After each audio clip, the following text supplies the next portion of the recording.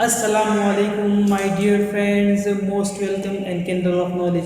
दोस्तों, आज मैं आपके लिए एक ज़बरदस्त टॉपिक लेकर आया हूँ। दोस्तों, ये बहुत ज़्यादा इम्पोर्टेंट है और आपने अगर इंग्लिश सीखना है, इंग्लिश ग्रामर सीखना है, तो सबसे पहले आपको ये पता होना चाहिए कि सब्जेक्ट, ऑब्जेक्ट, वर्ब ये क्या होते हैं। क्योंकि बेसिक इंग्लिश सीखने के लिए आपको सबसे पहले इन तीन चीज़ों को अच्छी तरह समझना होगा।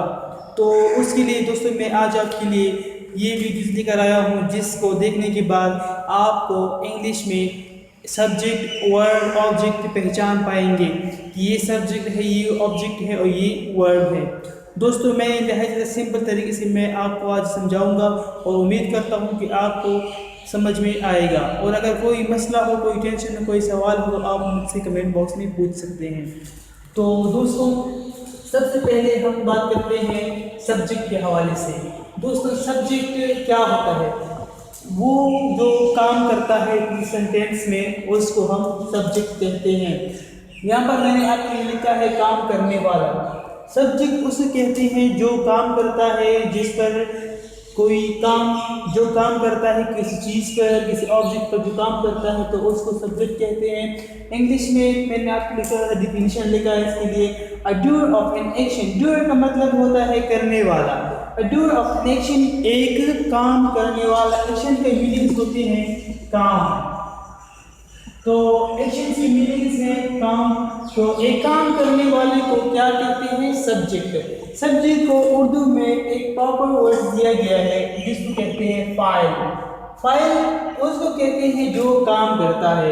फॉर एग्जाम्पल, मैंने यहाँ पर एग्जाम्पल्स ग्रीशियस यहाँ पर आपके लिए लिखा है कि एग्जाम्पल्स ग्रीशियस का मतलब कि ये ग्रीक वर्ड्स हैं और इसकी जो अपनी बातें हैं और ये पंचुएशंस में आते हैं, तो मैं इसको डिटेल में एक्सप्लेन करूँगा इंशाल्लाह अगली वीडियो में। तो दोस्तों, इसके जो एग्जांपल्स है वो सबसे पहले हैं he, she, it, they, you, we, I, singular, plural names.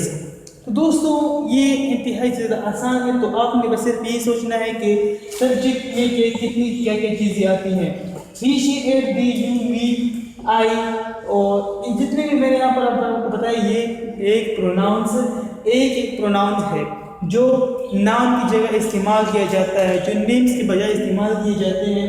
तो ये वो प्रोनाउन है।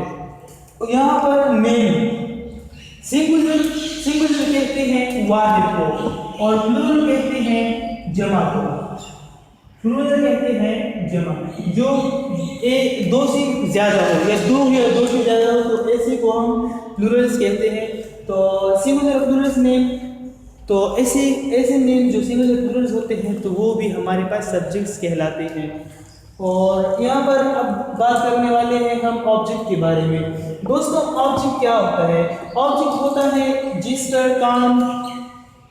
पर काम किया जाए। ऑब्जेक्ट हम उसको कहते हैं जिस पर काम किया जाता है। फॉर एग्जांपल, मैं कहता हूँ कि मैं लिखता हूँ, तो मैं किस चीज़ से लिखता हूँ? मैं मार्कर से लिखता हूँ या मैं लिखता हूँ बोर्ड पर लिखता हूँ?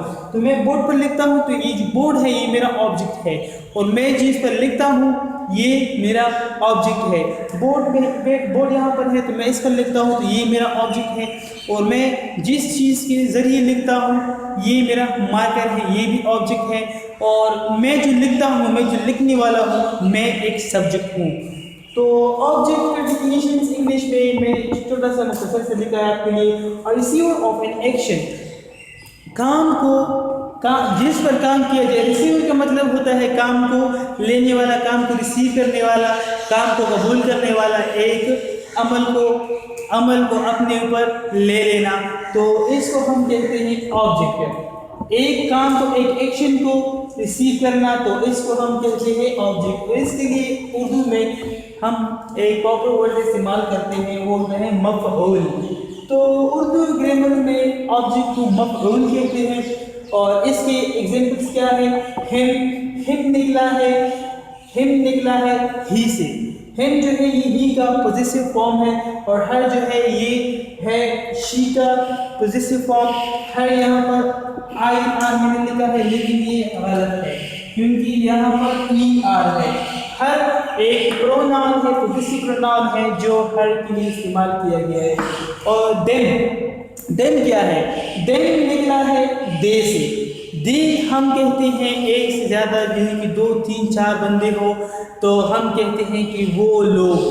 तो वो तो हम एक के लिए भी इस्तेमाल कर सकते हैं, लेकिन अगर वो हम बहुत सारे इस्तेमाल करते हैं तो इंग्लिश में हम एक के लिए अगर वो इस्तेमाल करते हैं, वो तो या एक ही होता है या तो शी होता है, या तो एक वो मुज़क्कर हो सकता है या तो फिर वो एक मुअन्नस हो सकता है।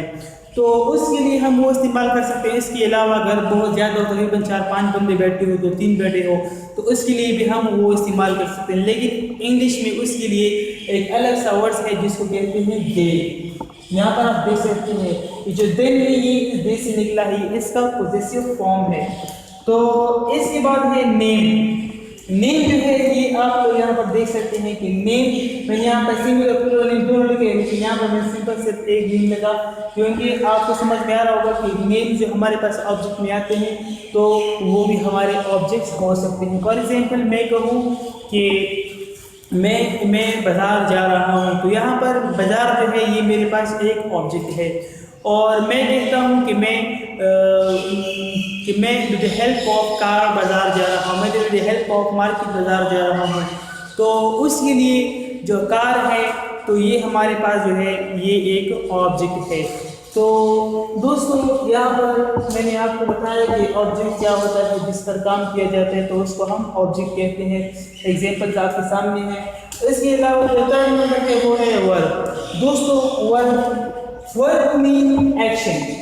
वर्ब का जो मतलब होता है वो होता है एक्शन, काम।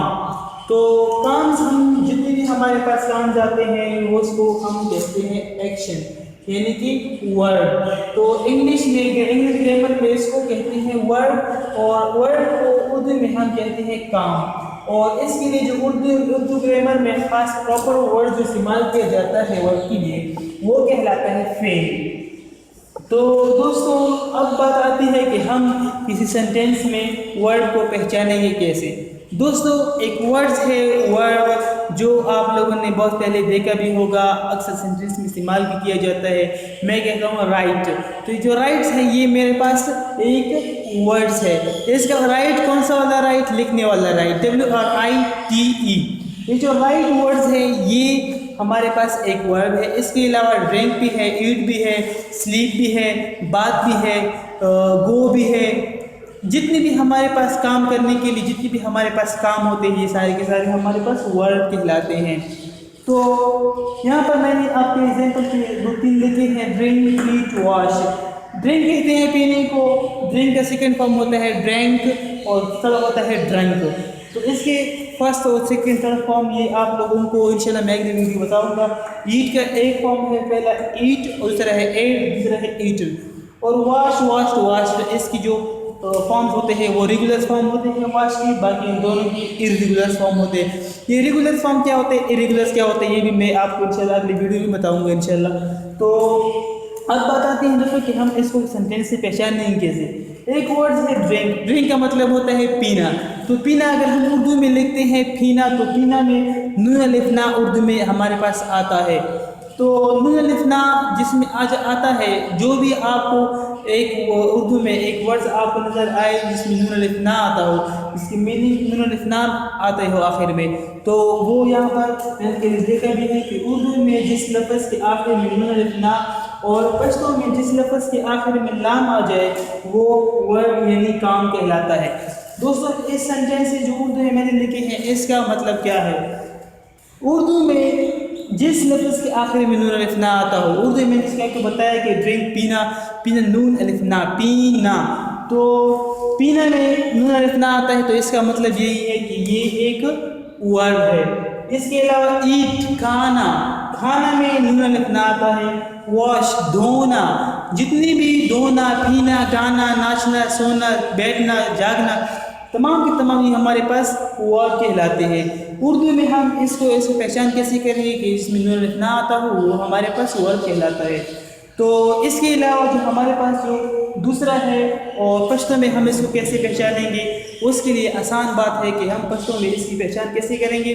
जो जिस वर्ड जिस लफ्ज़ के आखिर में जिस वर्ड्स के आखिर में हमारे पास लाम आ जाए, फॉर फ़ौरल लंबी दिल हमारे पास पश्तो में हमारा जो कि अपना मादरी ज़बान जो है वो पश्तो है, तो पश्तो में हमारे पास जब इस लफ्ज़ के आखिर में लाम आता हो तो हम ऐसे ऐसे अल्फाजों को वर्ड कहते हैं, यानी इसको हम काम कहते हैं।